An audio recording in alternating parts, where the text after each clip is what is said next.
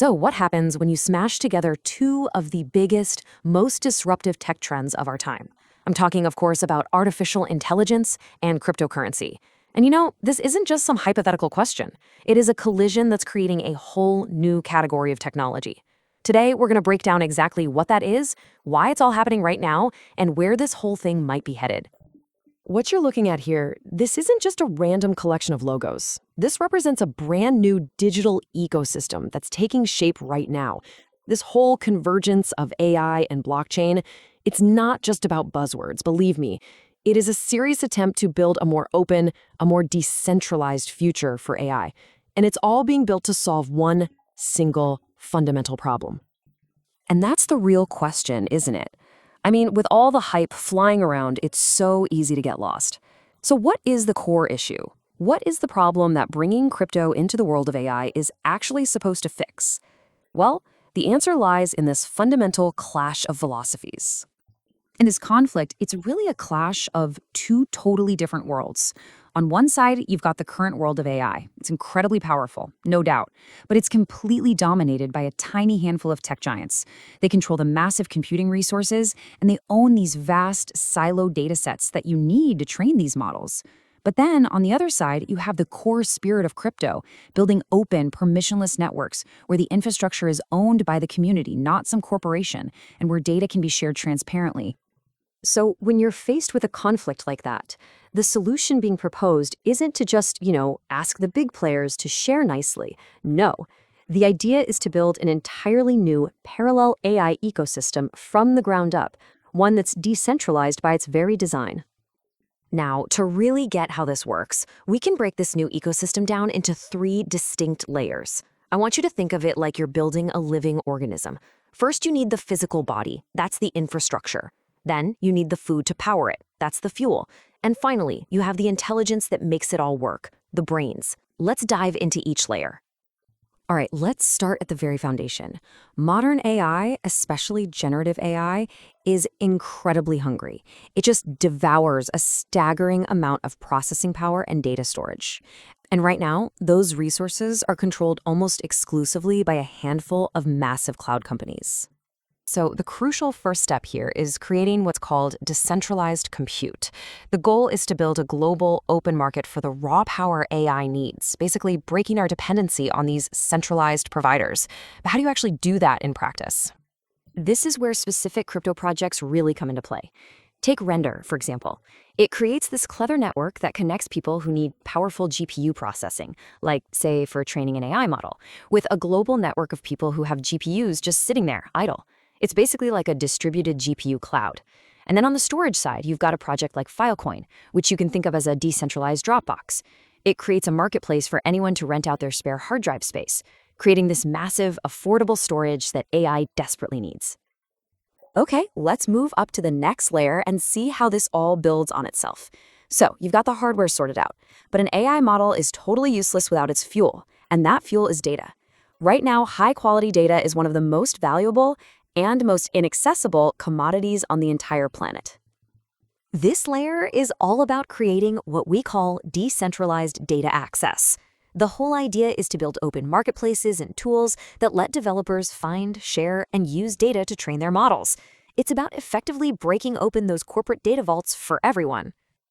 And again, we see specific projects tackling this head-on. Ocean Protocol is building a marketplace to buy and sell access to data sets. But here's the really clever part. It has a feature that lets AI models train on data without the raw data ever leaving its owner. I mean, think about that for a second. That's a massive breakthrough for privacy. Then you have the Graph, which people often call blockchain's Google. It indexes the immense amount of data living on different blockchains, making it all easily searchable and providing a critical data pipeline for these new AI applications. Okay, so we have the power and we have the fuel. Now we get to the very top of the stack, the brains. This is where the actual AI models are built and, maybe even more exciting, where autonomous agents are deployed to act on their own in the digital world. And this is what decentralized intelligence is all about. It's not just about running AI on some decentralized hardware. It's about creating the intelligence itself in an open, collaborative way, and then giving it the ability to operate all by itself on the blockchain. And honestly, this is where things start to feel like they're pulled straight out of science fiction. A project like Bittensor is creating an on-chain intelligence marketplace. Just imagine a world where anyone can contribute an AI model, and if that model is useful to the network, they get rewarded for it. It's essentially crowdsourcing the creation of intelligence itself. Then you have something like Fetch.ai, which is building a world for what it calls autonomous economic agents. These are basically digital worker bots that can perform tasks, negotiate deals, and make transactions on your behalf. The implications are just mind-boggling. But look, this whole three-layer structure isn't just some theory on a whiteboard. It's a living, breathing ecosystem that is evolving at an absolutely incredible pace. And it's moving beyond that initial speculative hype and into real-world utility. You can see this evolution so clearly. Back in 2023, the launch of ChatGPT sent this massive wave of hype through the market, and pretty much all AI-related tokens went flying. By 2024, the market started to mature a bit. We saw new leaders like Bittensor emerge based on really novel ideas. And now what we're seeing is projects starting to form these strategic alliances, pooling their strengths to build a more cohesive ecosystem. And this trend of collaboration, it's serious business. One of the biggest examples is the Artificial Superintelligence Alliance. It's a merger between Fetch.ai, SingularityNet, and Ocean Protocol. This alliance alone has a projected market cap of around $6 billion. That's a major move towards consolidation and power. You know, this quote from our source material just perfectly summarizes the most important shift that's happening right now. That initial speculative gold rush, it's giving way to a new phase. Now, projects are being judged not on their buzz, but on their real, practical utility. What can you actually build and deliver? So all of this progress, this entire new ecosystem being built, it brings us to a final, and maybe the most important question of all. Is this technology truly a force for individual empowerment, or is it just adding another confusing layer of complexity to our lives? And there are two very different ways to look at this. On one hand, the promise is incredible. The chance for us as individuals to regain control of our own data, to get open access to powerful AI tools, and to truly democratize AI development. But then there's also a real risk here. These systems are complex. They could create new digital elites, like the people who were early token holders. And we could end up just replacing a few corporate black boxes with thousands of algorithmic ones we still don't understand, just adding another layer of technological control. So as we watch this new technological frontier take shape, the question we're left with is a pretty profound one. Is this a movement that will truly put the power of AI into the hands of the many, or will it just create a new and maybe more complicated system of control? The answer to that is still being written. Welcome to The Debate. It is February 6th, 2026. And the world looks very different than it did 3 years ago. It certainly does. I mean, we aren't looking at artificial intelligence and blockchain as these two separate speculative bubbles anymore. They've crashed into each other. They've converged into this massive functioning market sector that is, you could argue, running the back end of the new web. It's a convergence that promised us the world, right? It promised to reshape how we handle data, how we define identity, and how we access raw computational power. But as we sit here looking at the charts and the actual user experience today, a massive question hangs over the whole industry. Have we built a tool for liberation? Or have we just built a maze that no human can actually navigate? And that's really the core tension we're unpacking today. Does the rise of these AI-focused cryptocurrencies genuinely empower you, the individual, to regain control of your digital life? Or does it just add a new layer of technological complexity, of opaque control structures that just swap out one master for another? So I'm taking the position that this convergence, decentralized AI, represents a fundamental and, frankly, an absolutely necessary escape hatch from the big tech monopolies. We are finally seeing open networks where individuals, not just megacorporations, can monetize their own resources. We're democratizing access to intelligence itself. And I'm going to argue that while the engineering it's undeniable, the outcome is a labyrinth. I think this technology creates significant new risks, impossible regulatory hurdles, and a huge black box problem. We're being sold decentralization, But I think what we're actually buying into is a new form of technocratic elitism and financial gambling. All right, let's see if the reality matches the pessimism. I'll kick off with my position. Go ahead. Look, my thesis is pretty straightforward. By 2026, AI tokens have graduated. They are no longer just casino chips. They have proven their utility in democratizing the entire AI stack, from the hardware right up to the algorithm.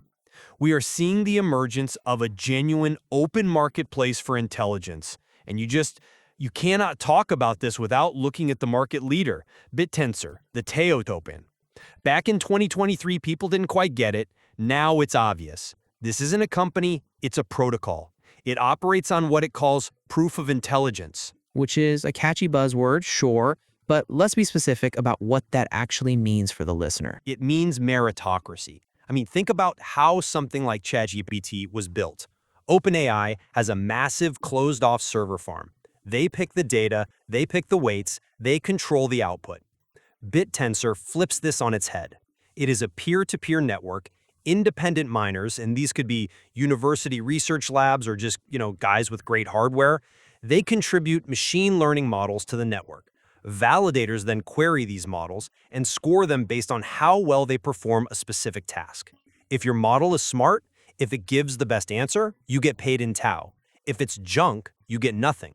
So what that does effectively is spread AI training across thousands of independent nodes all over the world. It breaks the stranglehold of the tech giants. And it's not just the software. Look at the hardware. We have Render, RNDR, and Filecoin. These protocols allow regular people to rent out their idle GPU power and storage. We're turning the average user from a passive consumer who pays a monthly subscription to Apple or Amazon into an active participant who earns from the AI economy. The utility is real. Okay, I see the utility, and on paper it sounds like a utopian meritocracy. It really does. But I come at this from the perspective of the average human being, not the systems engineer. My thesis is that this marriage of AI and crypto creates a level of complexity that just alienates 99% of the population while empowering a tiny technical elite. I mean, we have to look at the reality of 2026. The hype cycle that followed ChatGPT has settled, yes, but what replaced it? A landscape so dense that you practically need a PhD in cryptography just to log in. You talk about democratization, but let's look a little closer at the ecosystem. Take projects like Numeraire or the Graph. What are vital parts of the stack? Vital for whom? Numeraire relies on highly specialized data scientists building predictive models for hedge funds. The Graph relies on technical indexers to query blockchain data. These aren't tools for the people. They are tools for a technocracy. And I want to bring in a philosophical point here, a sort of Stoic concern regarding agency. Just because a system is labeled decentralized doesn't mean you actually have agency over it. If the governance tokens, the staking mechanisms, the consensus algorithms are totally opaque to you, are you empowered? Or are you just trading a corporate CEO for an algorithm you can't read? We are risking replacing corporate monopolies with technocratic ones, leaving the user more confused than they were before. The average person can't audit a smart contract, so they are just trusting code they don't understand. That isn't freedom. It's just a different kind of faith. I think you're conflating ease of use with utility. You don't need to understand how an internal combustion engine works to drive a car to the grocery store, right? But the car still empowers you to travel. You don't need to read the smart contract code to benefit from the service it provides. But let's ground this. Let's talk about the physical reality of this tech, because that's where the rubber meets the road. Let's look at the battle for compute. You mentioned complexity, but I look at the Internet Computer, ICP, and Render. These aren't abstract financial games. ICP is doing something traditional cloud providers literally cannot offer: trustless compute. Trustless is the industry term, yeah? But explain why that matters to a business or a developer in 2026. Why should they care? It matters because of canisters. On the Internet Computer, AI models run entirely on-chain in these tamper-proof smart contract containers called canisters. It means the code and the data live together in a secure environment. I mean, if I run my AI on Amazon Web Services, I have to trust Amazon. I have to trust them not to peek at my proprietary data, not to shut off my server because they changed their terms of service. not to change their pricing API overnight. With ICP, the environment is cryptographically secured. It's web-scale speed, thousands of queries per second. But with the security guarantees of a blockchain, it removes the platform risk that kills so many startups. And then you pair that with render. The Uber for GPUs, right? Exactly. We all know about the chip shortage. I mean, we have a shortage of high-end NVIDIA chips that has persisted for years now. Render takes the idle GPUs in gaming PCs, workstations, even dormant mining rigs all over the world, and pulls them into a distributed cloud. If I'm a creator making a 3D movie or training a generative AI, I can rent that power for a fraction of the cost of AWS. It lowers the barrier to entry. That is tangible empowerment. It opens the door for the kid in a garage to compete with Pixar. Okay, but I'm going to push back on the efficiency claim.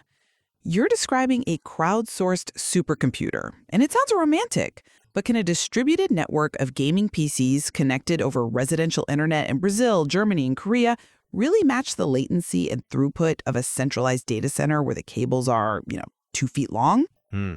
When you are training a massive neural network, latency is death. You need those GPUs screaming at each other in perfect sync to update the weights. Splitting out workload across 50 nodes in 50 different countries introduces lag. It's physics. The speed of light is a hard limit. Well, the software orchestration handles the latency better than you think. They break down the tasks into parallel chunks that don't require constant syncing. To a degree.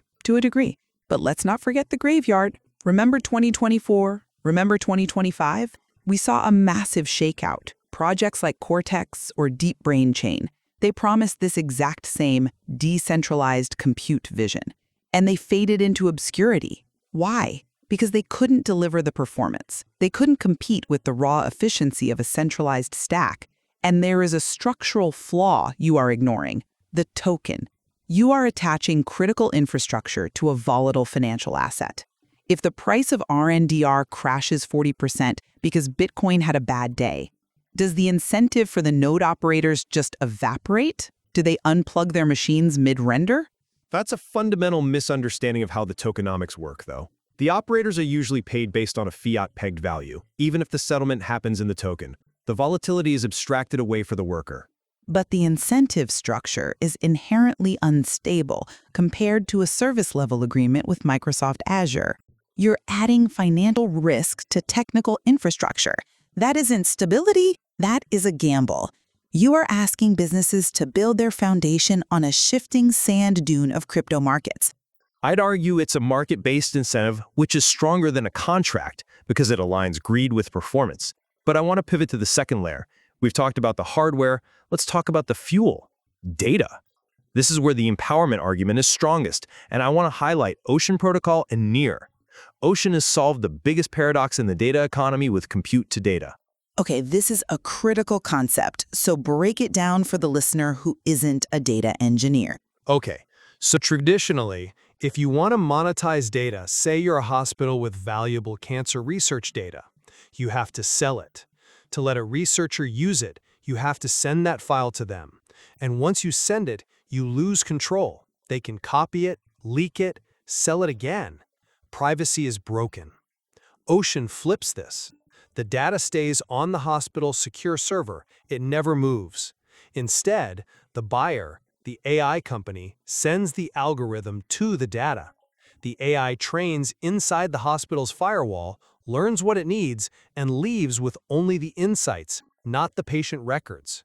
So the hospital monetizes the access, but keeps the asset completely secure. Privacy-preserving machine learning. Exactly. It unlocks trillions of dollars of dormant data that companies were too scared to share before. And then look at Near Protocol. They have Near tasks. It's basically a gig economy layer for AI. Human beings are needed to label data, to verify AI outputs, to do the RLHF, reinforcement learning from human feedback. Near allows people to do this micro work and get paid instantly on-chain. It's a direct way for individuals to earn from the AI supply chain rather than just being harvested by it. Okay. I will grant you that compute to data is a genuine innovation for privacy. That is a win. If it works as advertised, it solves a major trust issue. But I have to challenge the control narrative you're spinning. This brings me right back to the black box problem. You say the user retains control, but even if the data storage is decentralized via Filecoin or the access is managed by Ocean, the AI logic itself is becoming unbelievably complex. You mentioned the graph earlier. It's like a blockchain Google, indexing data so AI can read it. But just think about what we are building. We are building infrastructure for infrastructure. We're building layers of abstraction. That's how all tech works. We move from assembly code to C++ to Python. But these layers are opaque if I own my data on Ocean. But the only way to monetize it is to navigate a complex staking mechanism, wrap my tokens, bridge them to another chain, and interact with a smart contract I can't possibly read. Have I really been empowered? Or have I just been given a second job as a high-frequency trader? The philosophical point from our source material is crucial here. Are we genuinely controlling our data, or are we just engaged in the illusion of control? We are participating in a complex financial game where the rules are set by the protocol developers, not by us. We feel like we're in charge because we have a private key, but the ecosystem we are unlocking it's baffling. I would frame it differently. I would say you have been given the option to be a participant. Before, you were simply a data cow to be milked by Facebook and Google. You had zero options. You were livestock. Now, you have the option to be a merchant. And yes, being a merchant requires learning the trade. Complexity is the price of admission for sovereignty. But let's look forward. Because if you think data is complex, wait until we talk about segment 3, autonomous agents. This is where the rubber really meets the road. This is 2026. And where the danger gets very, very real. I look at the agent economy being built by Fetch.ai and the ASA, the Artificial Superintelligence Alliance. We are moving toward a world of autonomous economic agents.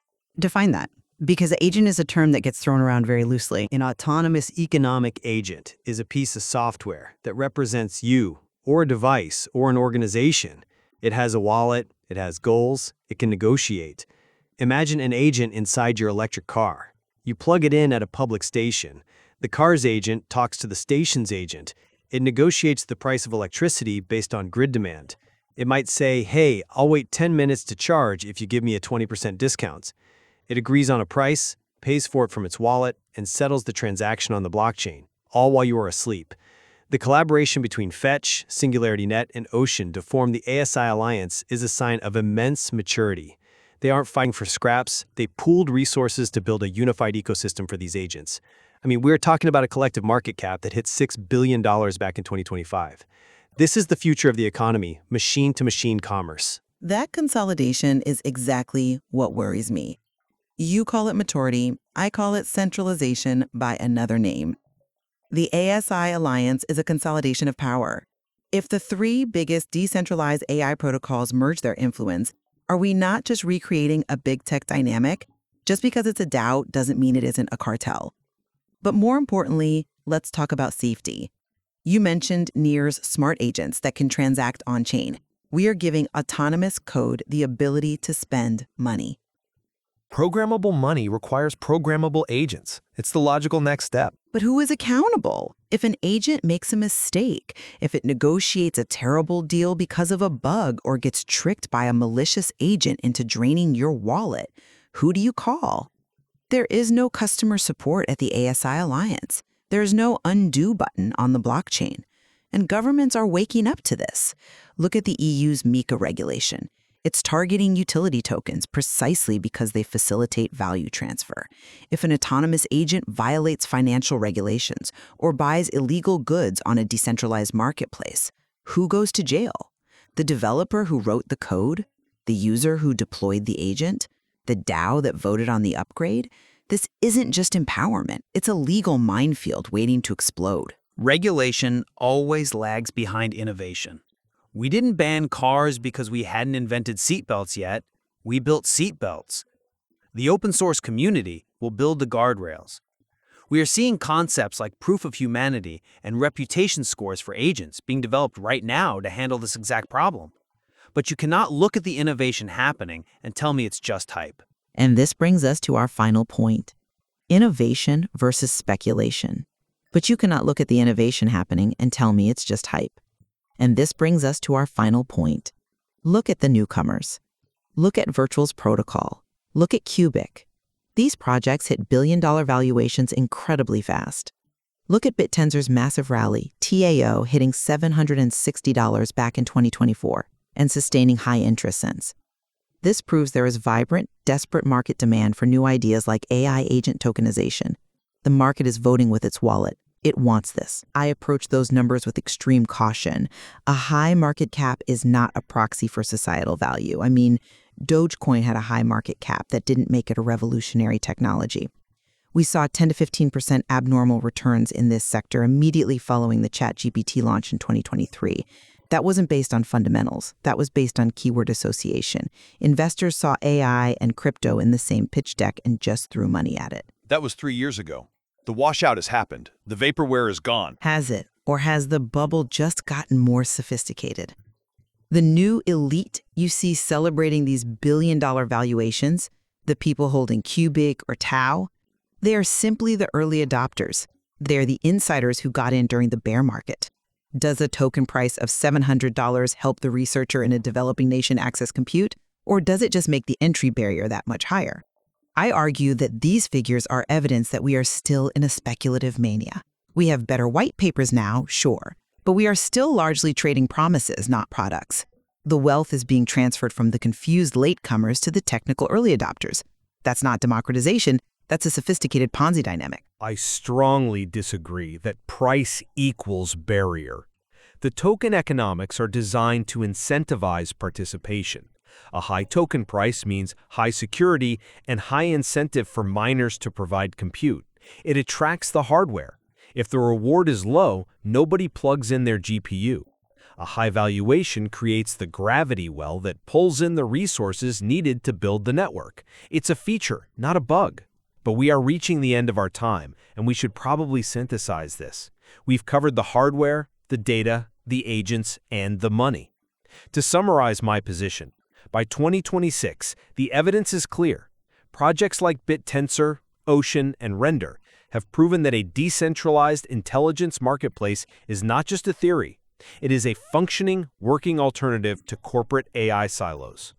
We have the tools for on-chain compute, private data monetization, and autonomous action. Yes, it requires learning, and yes, it requires active participation, but that is the definition of empowerment. It turns you from a product into a participant. And to summarize my view, this alternative comes with entry barriers so high and technical opacity so dense that it risks creating a system where, really, no one truly controls the outcomes. We are building a machine that is impressive, absolutely. But it is one that might leave the average human even more confused and alienated than before. We risk trading the tyranny of the CEO for the tyranny of the algorithm, an algorithm that only the high priest of code can actually interpret.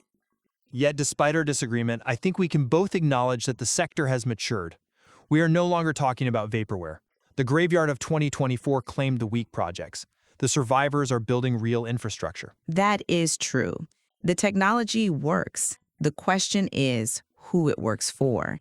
And I think we should reflect on that Stoic perspective we touched on. The key for anyone listening is to distinguish between what the technology promises, which is total freedom, and what it actually delivers, which so often is just complexity. I agree. The technology itself is neutral. Its impact depends on human vigilance. It is up to the users, our listeners, to educate themselves.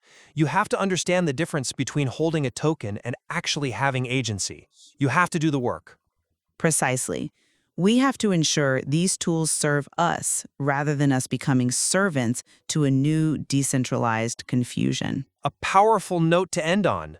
Observe the market, look at the technology, and decide for yourself. Are you more empowered or just more entangled? That is the question of 2026. Thank you for listening to the debate. Goodbye. Welcome back to the Deep Dive. It is Friday, February 6th, 2026. We are deep into the winter of the new year. The year the dust finally settled. Or, at least the year the picture started to become clear. That is exactly what we are here to discuss. I mean, if you rewind the clock just 2 or 3 years, the tech landscape felt like a chaotic shouting match. Oh, completely. You had the AI maximalists on one side screaming about AGI and the singularity, and then you had the crypto diehards on the other, screaming about decentralization and banking the unbanked. And for the most part, they were just talking past each other. There were separate tribes, different languages, different conferences, different values. It was oil and water. But today, in 2026, we are looking at the convergence, the massive collision of these two tectonic plates. And I think for a lot of our listeners, there's still a heavy dose of skepticism. Which is healthy. Totally.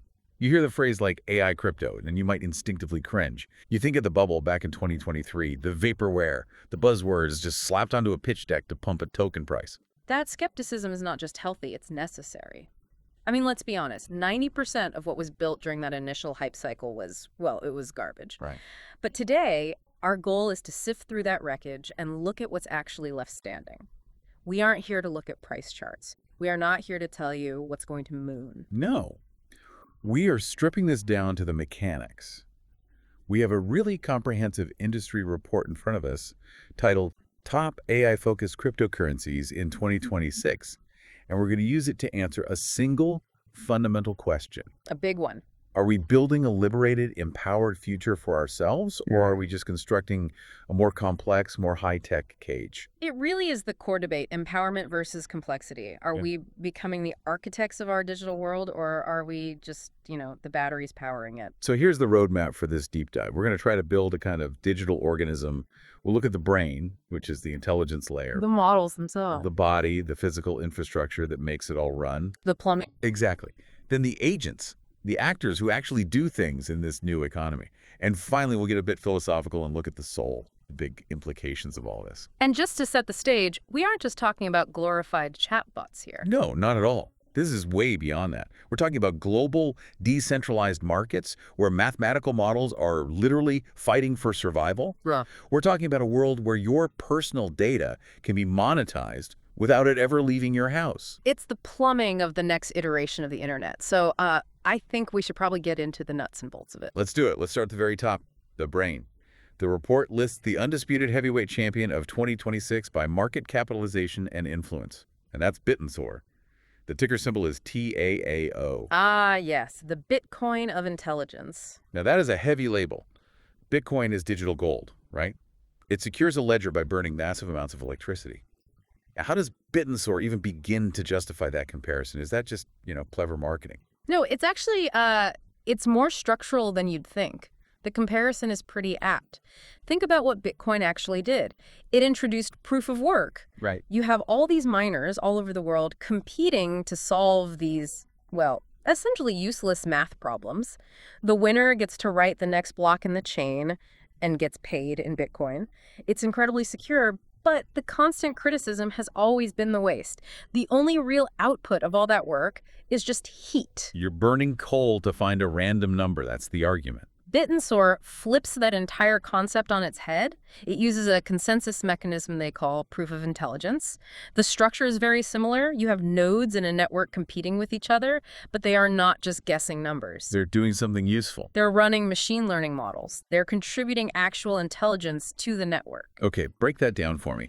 If I'm a miner on the Bittensor network, what am I physically doing? What's my computer doing? It's processing information. The network itself is constantly sending out queries. Think of them as complex data problems or prompts that need solving. Your node, your miner, uses its own unique AI model to process that request and generate an output, an answer. Okay, so I submit my answer. Who checks it? Who says my answer is any good? And that's the genius part.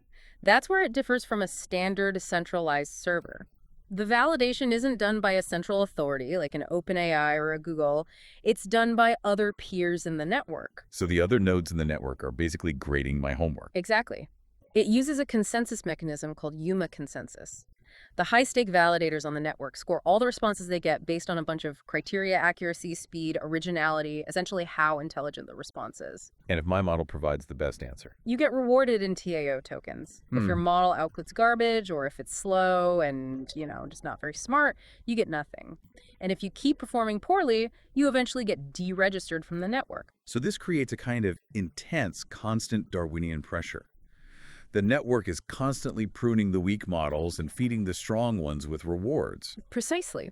It's a system that economically incentivizes the creation of better and better intelligence. And this solves one of the biggest problems we had in the early 2020s, which was the problem of silos. What do you mean by silos? Well, back then, if OpenAI trained a new model, like GPT-4 or 5, that model lived exclusively on their servers. It was a complete black box. You couldn't see how it worked, you couldn't own a piece of it, and if they decided to change the API pricing or cut you off, you were just out of luck. It was a monopoly on the brain. You had to rent access from the king. Right. Bittensor destroys that model. It creates what it calls a marketplace of brains. It effectively commoditizes intelligence. It turns the concept of smart into a raw material that anyone, anywhere, can buy or sell on an open market. Okay, I want to play devil's advocate here for a second. Why does a developer actually care? If I'm building an app that needs AI, why don't I just use the latest GPT-6 API from Google or wherever? It's probably easier, right? Why would I go to this decentralized swarm? It comes down to two things, really. Resilience and specialization. The big centralized models are what you could call God models. They try to be pretty good at everything. A jack of all trades. A jack of all trades, but a master of none. Bittensor is a network of subnets. Think of them as specialized districts. You have one subnet dedicated specifically to protein folding for medical research. You have another subnet that's purely focused on generating photorealistic images. There's another one for predictive financial modeling. So when I query the network, I'm not just asking one giant brain. No. You're tapping into a hive mind of thousands of highly specialized, independent, competing models. You can route your query to the subnet that's best equipped to handle it, so you get a much better, more tailored result. And I'm assuming it's cheaper in the long run. Usually, yes. That's what open competition does. It drives prices down. But I think more importantly, it prevents vendor lock-in. You aren't just paying rent to a tech giant for the rest of your life. You are participating in and can even own a piece of an open market. That's the big value prop the report mentions, this idea of democratization. It stops AI from being the exclusive property of 3 or 4 megacorporations in Silicon Valley. It completely shifts the power dynamic. Instead of AI being this powerful thing that happens to us from on high, it becomes a global resource that we can all collectively contribute to and, in a sense, collectively own. Okay, so that's the brain, Bittensor, an incredibly ambitious project. But a brain, no matter how smart, is just ghost code if it doesn't have hardware to run on. It needs a body. It needs the plumbing, it needs compute power, and it needs storage. This brings us to part 2 of our deep dive, Okay. the physical infrastructure. This is the body of our digital organism. And the report highlights 2 absolutely critical projects here, Render and Filecoin. Let's start with the muscle. Render token, RNDR. Render is fascinating because it's a direct response to the single biggest physical bottleneck of the AI revolution. GPUs. The chips. The chips. Graphics processing units. In 2024 and 2025, we saw this massive global shortage. You literally could not buy an NVIDIA H100 chip to save your life. Big tech companies were hoarding them by the tens of thousands. Governments were starting to restrict exports. It became a matter of national security. I remember that. It was harder to get a high-end GPU than it was to get a bag of diamonds, and almost as expensive. Exactly. But at the exact same time, you had millions, probably tens of millions, of high-performance consumer-grade GPUs just sitting idle in gaming PCs, in design studios, in architectural firms, in idle workstations all around the world. Just collecting dust. Render's founders looked at that and said, look, this isn't a supply problem, this is an efficiency problem. Let's unify all of that wasted power. This is the Airbnb model for computing power. My gaming rig is sitting there gathering dust while I'm at work. Render basically puts it to work for me. That's the core concept, yeah. It is GPU as a service on a decentralized network. You download their software, you connect your machine as a node, and suddenly your idle graphics card is processing complex tasks for the global network. And you get paid in RNDR tokens for contributing that power. Correct. And initially, this is just for rendering movies, right? Like for Hollywood visual effects and 3D animation. That was the original pitch, yes. It was for digital artists. But the report notes this massive pivot that happened around 2025 toward general AI compute. Training a neural network requires huge amounts of parallel processing, very distinct, heavy linear algebra. Render upgraded their network to support these kinds of workloads. So it's essentially a decentralized supercomputer stitched together from all these fragmented individual resources. That's a perfect way to put it. But let's be real about the limitations here. Is it actually efficient? I mean, Latency must be a nightmare compared to a dedicated data center where all the chips are physically wired together with high-speed fiber optics. That is a very valid skepticism. And you're right, if you are doing something like high-frequency trading where a single microsecond matters, or if you are training a massive foundational model from scratch that requires instant memory sharing between thousands of chips, a centralized cluster is still superior. So Render isn't a full replacement for Amazon's data centers. No, not for everything, but for what we call inference, which is the process of running the model after it's been trained, or for fine-tuning existing models, or for batch processing large amounts of data. For those tasks, Render is significantly cheaper and much more scalable. It creates price pressure. It forces the big cloud providers to compete. It's the spillover capacity for the world's collective intelligence, the flexible grid. Exactly. It's the utility layer. Okay, so Render gives us the muscle, the raw computational power. But an AI without memory is just a fancy calculator. It needs data, vast petabyte-scale libraries of data to learn from. And that's where Filecoin comes in, ticker FIL. The memory of the organism. Most people who've been in this space for a while know Filecoin as just decentralized storage, like a crypto version of Dropbox or Google Drive. But why is it specifically crucial for AI? Why not just use Amazon S3 or some other centralized cloud storage? It comes down to two words: data integrity. Explain that.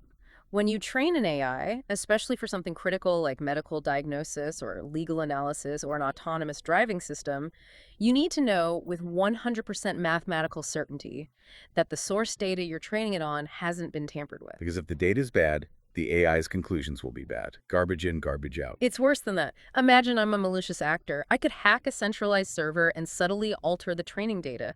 Say, I changed the pixels in a few thousand images of stop signs to look just slightly more like speed limit signs. Oh, wow. I can poison the AI. I can create a hidden backdoor where the autonomous car only crashes under very specific lighting conditions.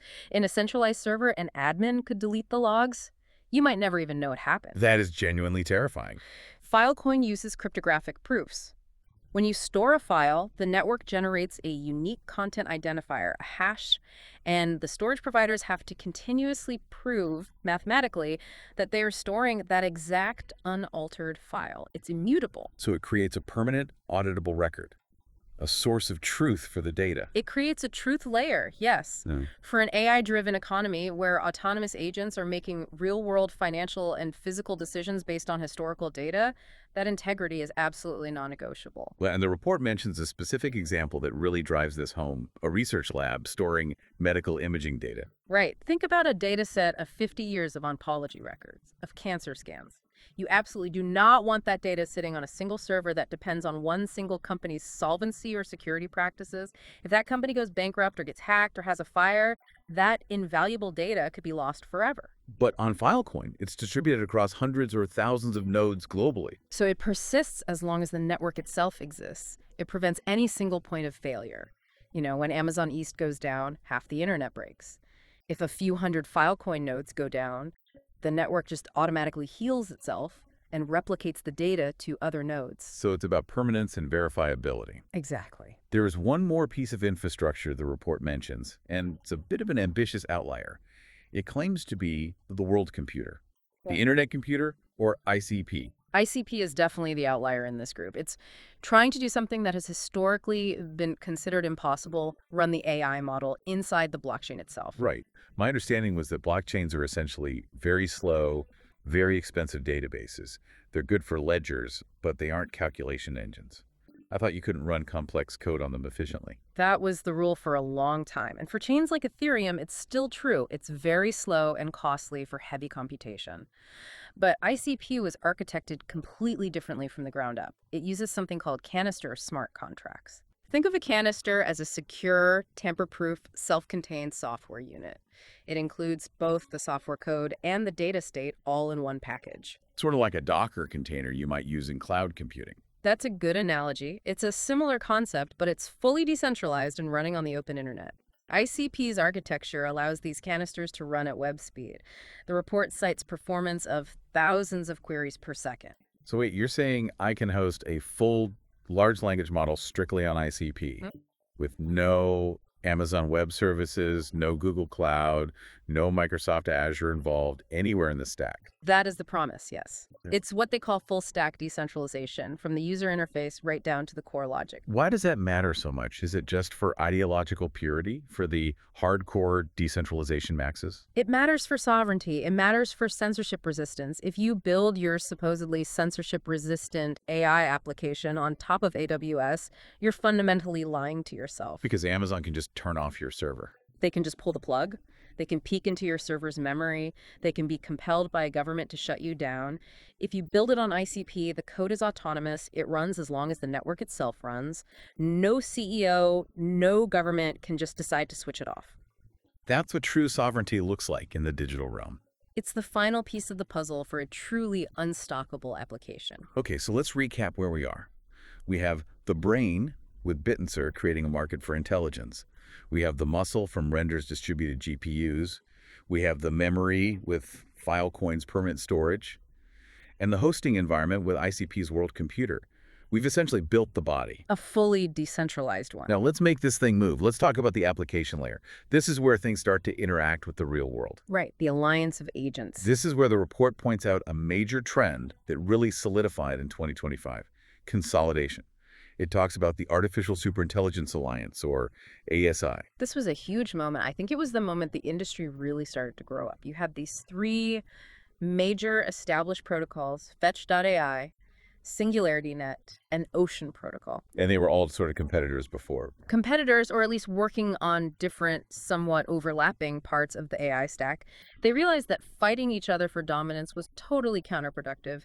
The real competitor was the centralized world, Google, Amazon, Microsoft. So they merged. They formed an alliance, a unified front, to create a cohesive, decentralized AI stack, a combined entity with a projected market cap of around $6 billion, all aiming to build a full, viable, alternative ecosystem. Let's dissect the individual roles here, because this is where the user experience actually starts to take shape.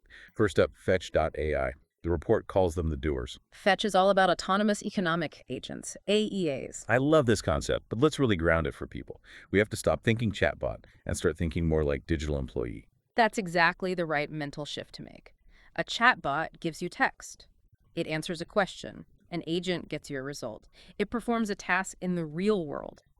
The report uses the travel agent example, which I think is the best way to visualize it. Can you walk us through that? Sure. So today, if you want to book a trip, you are the search engine. You go to Expedia, you go to Kayak, you filter flights, you compare hotels, you check dates, you cross-reference reviews. It can take hours of tedious work. My life story. With Fetch, the idea is you spawn an agent. You give it a clear goal. Book me a trip to Tokyo for business, under $3,000, leaving next Friday. I need a hotel near the convention center with a gym. And the agent doesn't just search Google for me. No, absolutely not. It goes out into the digital economy itself. It's a native participant. It finds and communicates directly with the airline's agent. It talks to the hotel's agent. They talk to each other. They negotiate. Like, my agent can haggle over the price with the hotel's agent. Potentially, yes. That's the whole point. If the hotel has a lot of empty rooms that week, its agent's goal is to fill them. It might be programmed to offer a 10% discount to your agent to secure the booking instantly. Your agent evaluates the offers, finds the optimal match based on your criteria, executes the transaction on the blockchain, and comes back to you with the ticket and reservation.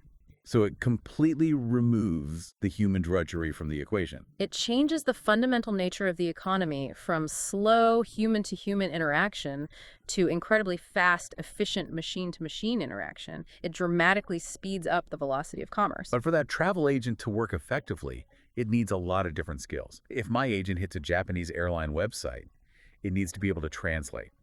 If it needs to analyze the terms of service for a booking, it needs some kind of legal algorithm. It can't possibly know everything by itself. And that's where SingularityNet, ticker AGIX, comes in. It's the app store of the ASI Alliance. So this is where the Fetch agents go to school or hire contractors. It's where they go to hire specialized help, exactly. SingularityNet is a decentralized marketplace where developers can publish specific AI services. If your Fetch agent needs a particular capability, say advanced image recognition or voice synthesis or sentiment analysis, it calls out to the SingularityNet marketplace. And then what happens? It finds the best rated, most cost-effective service for the job, pays a tiny microtransaction in AGIX tokens to use it, gets the job done, and moves on to the next step of its task. That's modular intelligence. It's brilliant. It's all about interoperability. It means we don't need to build one giant monolithic God model that knows everything. We can have a dynamic swarm of highly specialized AIs that can hire each other on the fly to solve complex problems. It's much more resilient and adaptable. Okay, that makes sense. And that brings us to the third and final pillar of the alliance, Ocean Protocol. The report calls it the fuel. Which means data. Now, we already talked about Filecoin for storing data. How is Ocean Protocol different? Ocean is all about access to data and the monetization of that data.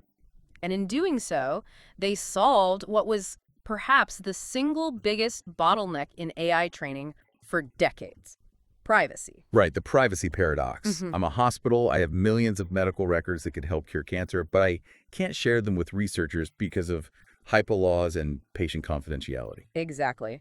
In the old world, the Web 2 world, to train an AI on my data, I had to physically send you my data. I had to copy and paste it, upload it to your server.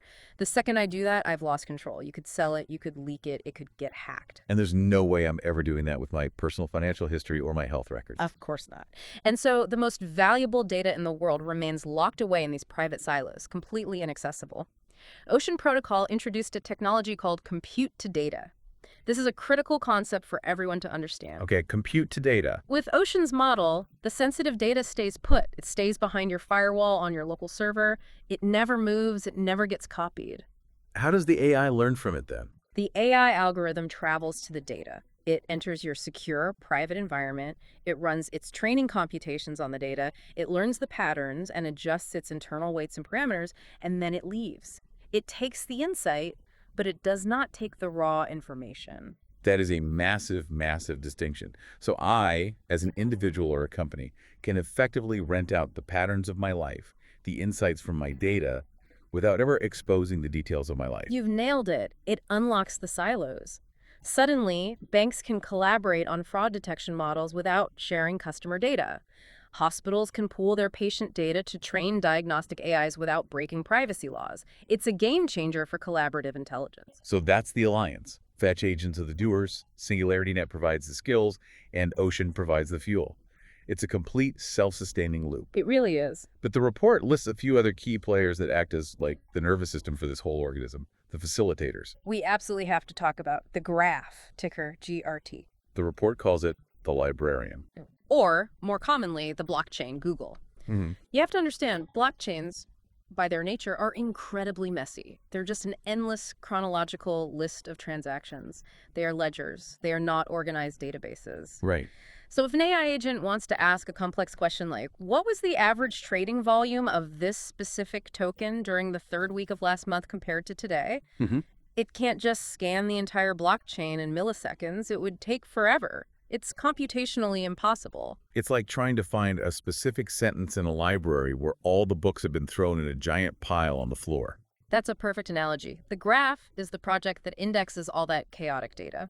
People can create what are called subgraphs, which are custom APIs for organizing and serving specific sets of blockchain data. It makes the data queryable. It provides the card catalog for the library. Yes. It allows AI agents to get complex, structured answers instantly. It's the invisible but absolutely essential layer that makes web speed interactions possible. Without the graph, the fetch agents we just talked about would be functionally blind and incredibly slow.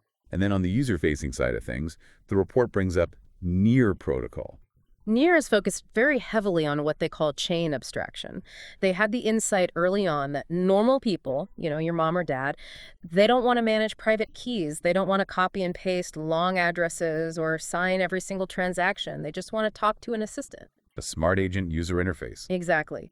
Near is building the front-end layer where you can just tell your AI assistant what you want in plain English, buy me a ticket to that concert, invest $50 in this new project, and the blockchain complexity, the transactions, all of that settles seamlessly in the background. The goal is for you to never even see the crypto part. And the report also mentions something called near tasks, which is this human-in-the-loop component. Which is absolutely crucial. AI is not magic. It needs constant supervision and training.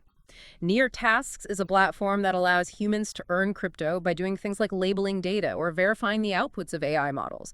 It keeps the human element directly involved in the training loop, which is essential for quality control and prevented AI from, going off the rails. Finally, in this section, we have the financier, Numeraire, ticker NMR. This is the one that has always felt the most cyberpunk to me. The hedge fund run by a blind, anonymous hive mind. It's an incredible concept. Explain the mechanism, because it's as brilliant as it is brutal. So Numeraire is a hedge fund. They have vast amounts of proprietary financial data, but instead of hiring a team of Wall Street analysts to trade on it, they encrypt the data. They obfuscate it, so you can't tell what it is. It just looks like abstract mathematical patterns. Then they release this encrypted data to thousands of anonymous data scientists around the world. So these scientists are building models to predict the stock market, but they don't even know what stocks they are looking at. Pure math. There's no news, no market sentiment, no human bias. It's just signal.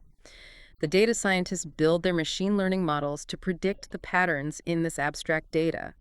And then, and this is the absolute kicker, they have to stake their own NMR tokens on their predictions. They have to bet their own money on their own code's accuracy. If their predictions are right, they get paid more NMR in Bitcoin. If their predictions are wrong, their staked money is burned. Burned, as in destroyed forever. Gone. Vanishes. This creates the most extreme version of skin in the game you can possibly imagine. It weeds out all the noise and overconfidence. Numeraire then takes these thousands of individual staked predictions and aggregates them into a single meta model. And how does that meta model perform? It turns out the collective wisdom of thousands of financially incentivized anonymous data scientists consistently outperforms traditional Wall Street analysts. It's the ultimate proof that a decentralized swarm, when properly incentivized, can beat a centralized team of experts. It uses the blockchain to coordinate intelligence at scale, without anyone needing to trust anyone else. Just the math. Just the math and the economic incentives. So we've surveyed the current landscape of 2026. Yeah. We've seen the tech. But the report also includes a fascinating history section, the evolution from 2024 to 2026. What was the turning point? How did we get from dog-themed meme coins to this complex functioning infrastructure? The big event was what the report calls the shakeout.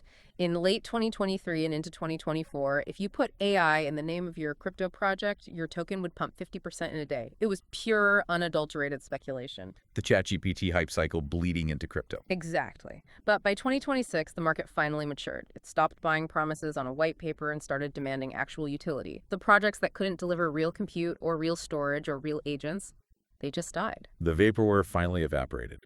It did. The report lists names like Cortex and Deep Brain Chain. These were early pioneers in the space, but they just couldn't keep up with the execution speed and the network effects of projects like Render or Bittensor.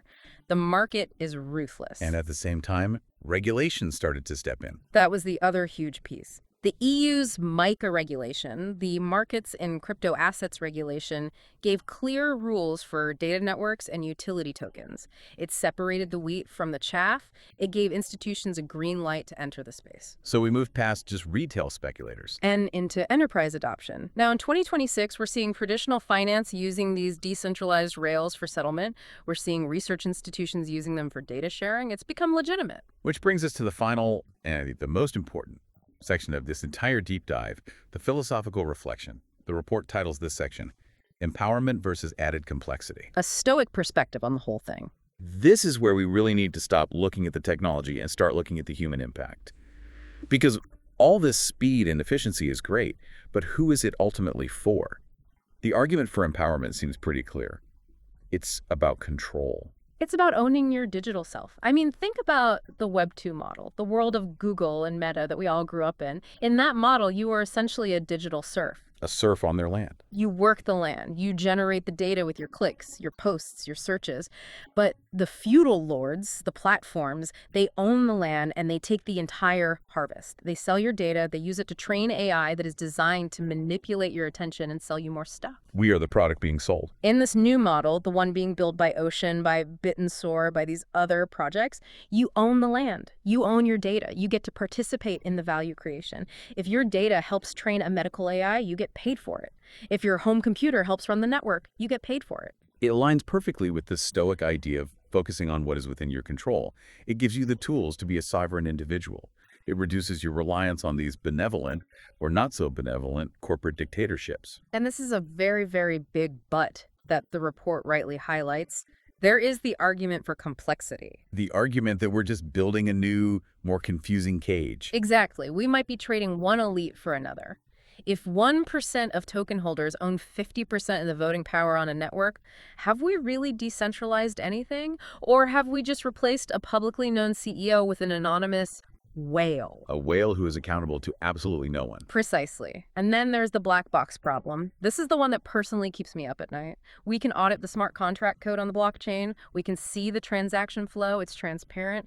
But the AI model itself, It's a black box. neural networks are notoriously opaque. Even the people who design them don't always know why they arrive at a particular decision.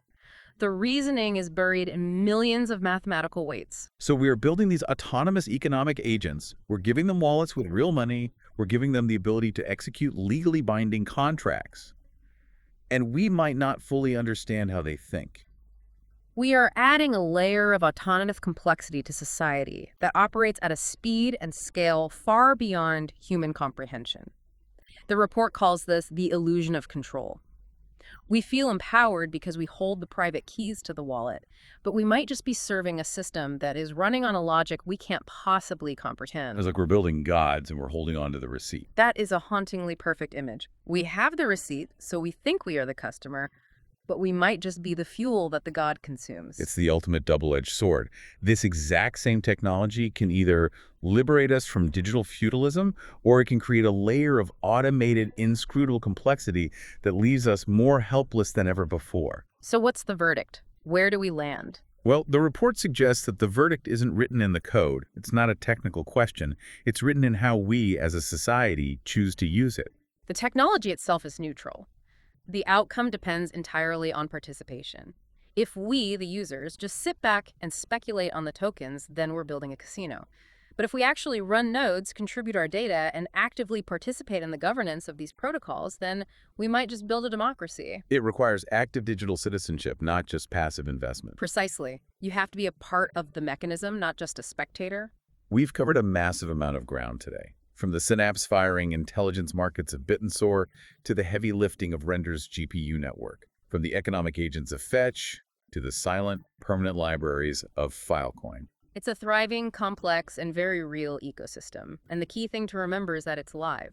This isn't a white paper or a theoretical idea anymore. This infrastructure is running right now as we speak. So here is the final provocative thought I want to leave you with, the one to mull over. As you watch these technologies continue to converge, as you see the headlines about AI agents and decentralized markets, ask yourself this one simple question. Are you using the tools, or are the tools, in some subtle way, starting to use you?